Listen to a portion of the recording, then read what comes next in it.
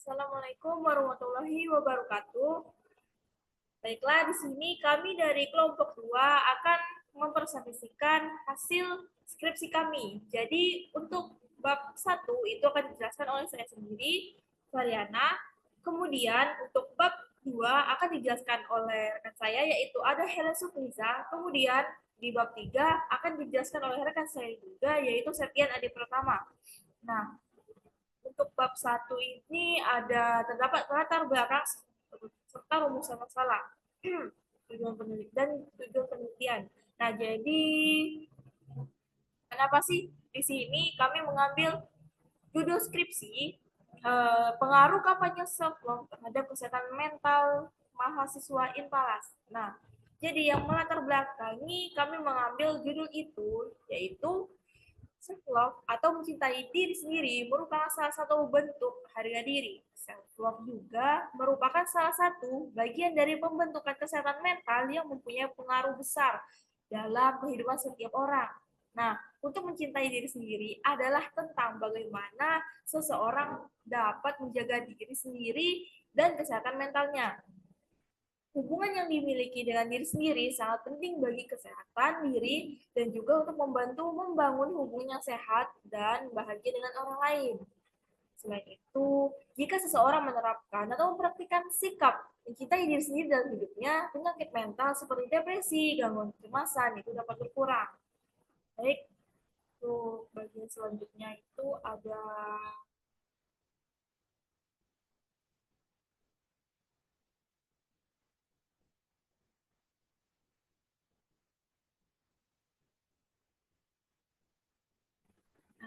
di sini ada rumusan masalah. Jadi masalahnya itu apakah ada hubungan kampanye self-love K-pop terhadap kesehatan mentalitas mahasiswa Inpalas. Kemudian ada tujuan penelitian.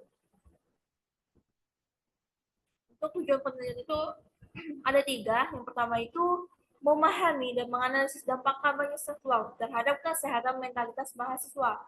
Yang kedua, mengetahui apakah ada hubungan kampanye self-love K-pop terhadap kesehatan mentalitas mahasiswa. Yang ketiga, menilai apakah kampanye self-love K-pop dapat meningkatkan kesejahteraan mental mahasiswa dan mengurangi tekanan sosial yang mungkin mereka rasakan. Nah, kemudian ini ada manfaatnya penelitian. Jadi yang pertama itu ada manfaat teoritis. Nah, penelitian ini nantinya dapat menjadi referensi atau acuan untuk penelitian berikutnya sebagai doa pustaka untuk penelitian selanjutnya yang menggunakan teori atau subjek kajian yang sama. Kemudian ada manfaat praktis.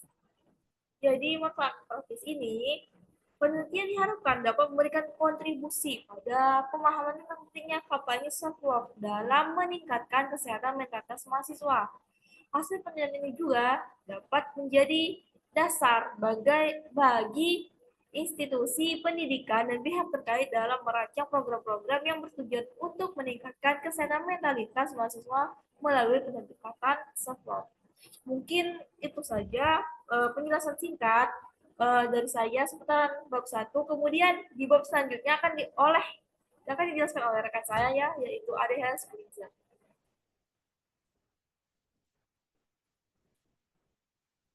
Kepada Ade Helen, dipersilahkan.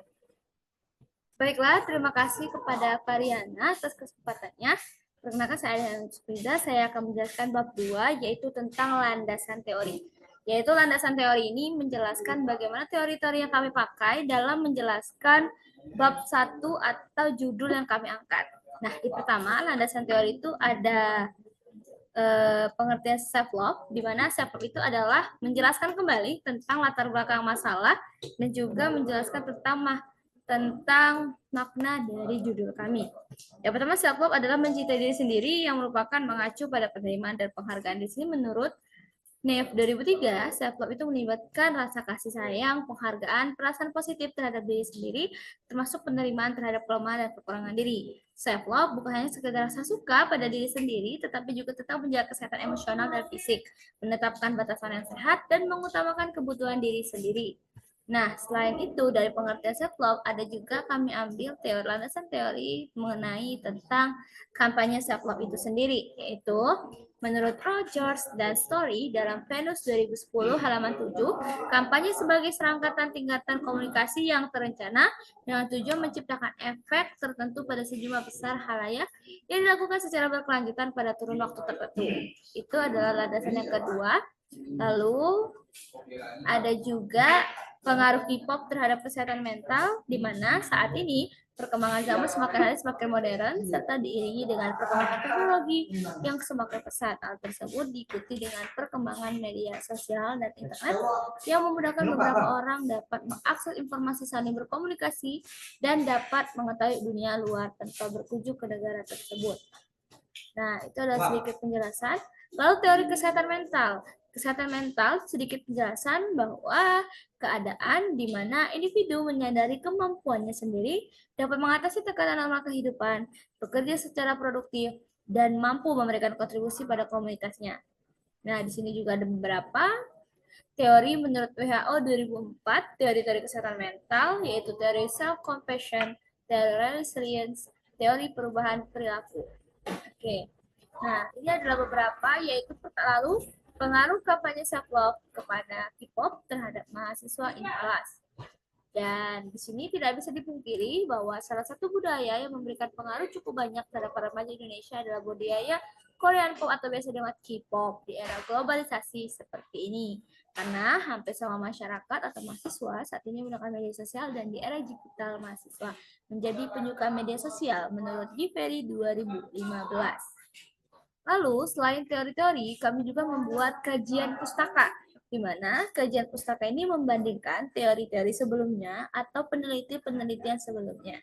Sehingga kami bandingkan dengan hasil penelitian kami dengan judul yang sama atau hampir sama. Di sini pertama ada dua kami ambil, tapi saya menjelaskan yang pertama saja. Penelitian ini berjudul pengaruh kampanye self-love K-pop terhadap kesehatan mental mahasiswa Palas. Untuk melengkapi penulisan penelitian proposal ini, penulis mengambil beberapa rujukan dan berkisah tentang pengaruh budaya K-pop terhadap kesehatan mahasiswa dan menyesuaikannya dengan melihat dan menggunakan buku jurnal skripsi dan wawancara penelitian. Nah, pertama, skripsi yang berjudul Pengaruh Korean Wave terhadap Kesehatan Mental atau Grup K-pop Dance Korean Pop di Kota Bandung oleh Hilman Maulana Fadilah. Skripsi ini fokus penelitiannya pada fenomena Korean Wave yang mempengaruhi kehidupan remaja, mulai dari penyebarannya, perkembangannya, dan budayanya. Adapun hasil dari penelitian ini adalah penyebaran budaya Korea tidak adanya unsur paksaan dalam melakukan di mana bersumber pada nilai, budaya, dan kebijakan. Meriahnya budaya tersebut ditandai dengan meriahnya grup cover dance di Bandung, sehingga dari sinilah mulai mulusnya Korean Wave. Grup cover dance tersebut merupakan grup yang menjadi boyband dan girl band di Korea. Itulah sehingga pengaruh Korean Wave terhadap berbagai dan remaja cover dance di Kota Bandung dari faktor sosial, ekonomi, budaya, dan prestasi tersebut. Lalu apa persamaan dari penelitian sebelumnya yang kami ambil dengan penelitian kami bahwa adalah sama-sama membahas pengaruh kesehatan kehidupan. Bedanya, penelitian terdahulu berfokus pada budaya Korean Wave yang mempengaruhi gaya hidup remaja pada grup cover dance Korean Pop di Kota Bandung. Sedangkan penelitian sekarang berfokus pada kampanye self-love yang mempengaruhi gaya mahasiswa Inpalas. Itulah lalu kami ke bab hipotesis. Hipotesis adalah dugaan sementara, yaitu kampanye self-love K-pop memiliki pengaruh terhadap kesehatan mahasiswa Inpalas. Lalu ke bab 3 sudah dijelaskan, akan dijelaskan oleh saudara Septian. Kepada saudara Septian kami persilahkan. Baiklah, terima kasih kepada Ade Helen. Di sini saya akan menjelaskan bab 3. Bab 3 kami menggunakan metode penelitian satu, jenis dan desain penelitian. Penelitian ini menggunakan pendekatan kuantitatif dengan desain supaya detektif pendekatan kuantitatif untuk memungkinkan penelitian merumput secara objektif pengaruh kampanye self-love K-pop terhadap kesehatan mental mahasiswa. Selanjutnya adalah populasi dan sampel. Populasi yang kami gunakan adalah mahasiswa aktif Inpalas, memiliki minat dan mengikuti kampanye self-love yang dipromosikan oleh grup. Selanjutnya adalah K-pop dan bersedia untuk berprestasi dalam penelitian ini. Jumlah sampel yang kami ambil adalah 100 mahasiswa. Jumlah yang dipilih untuk mendapatkan data yang referensif dan memadai untuk analisis statistik. Selanjutnya adalah instrumen penelitian. Kami menggunakan mengukur variabel kampanye self-love K-pop. Menggunakan penilaian kuesioner seperti berikut. Dan selanjutnya adalah mengukur variabel kesehatan mentalitas, dan kami juga sama menggunakan kuesioner juga. Selanjutnya adalah data demografi. Kami menggunakan usia, dan isinya adalah usia 7 tahun, jenis kelamin, jurusan, dan lama mengikuti kebanyakan seleb K-pop per bulan atau per tahun. Selanjutnya adalah prosedur pengumpulan data. Tujuannya adalah mengumpulkan data untuk menguji hubungan antara kampanye seleb K-pop dan kesehatan mentalitas mahasiswa Impalas. Langkah-langkahnya adalah: 1, persiapan untuk instrumen penelitian, 2, pemilihan sampel, 3, pengumpulan data. Selanjutnya adalah pengolahan dan analisa data. Selanjutnya adalah dokumentasi. Dan berikut analisis data. Tujuan menganalisis hubungan antara kampanye self-love dan K-pop dan kesehatan mentalitas mahasiswa Impalas. Langkah-langkahnya adalah: pertama, persiapan data. Kedua, analisis data deduktif. 3, analisis data inovatif. 3, analisis data preferensial. 4, pembahasan. Selanjutnya adalah etika penelitian. 1, prinsip etika penelitian.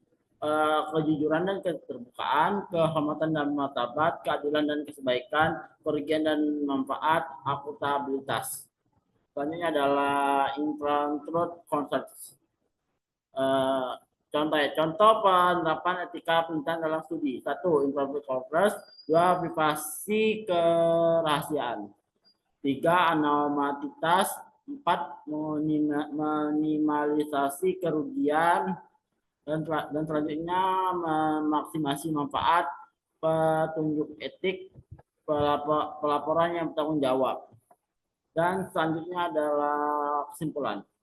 Penelitian ini bertujuan untuk menguji hubungan antara kampanye self-love K-pop dan kesehatan mentalitas mahasiswa Impalas. Data dikumpulkan melalui kuesioner yang dibagikan pada 380 mahasiswa Impalas dan dipilih secara acak.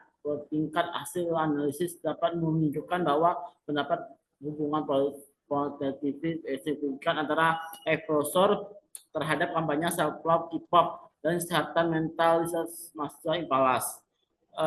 Mahasiswa yang lebih sering terdapat kampanye self-love K-pop memiliki skor yang lebih tinggi pada definisi kesehatan mentalitas, self-impressed extreme, self-impressed, dan eventual well-beings. Selanjutnya adalah selanjutnya adalah secara keseluruhan penelitian ini memberikan bukti awal bahwa kampanye self-love K-pop dapat menjadi strategi yang menjanjikan untuk meningkatkan kesehatan mentalitas mahasiswa Impalas. Penelitian ini juga membuka peluang untuk penelitian lebih lanjut tentang penggunaan media populer untuk mempromosikan keseluruhan mental di kalangan remaja dan dewasa muda. Sekian dari itu, sekian dari kami ucapkan terima kasih. Waalaikumsalam warahmatullahi wabarakatuh.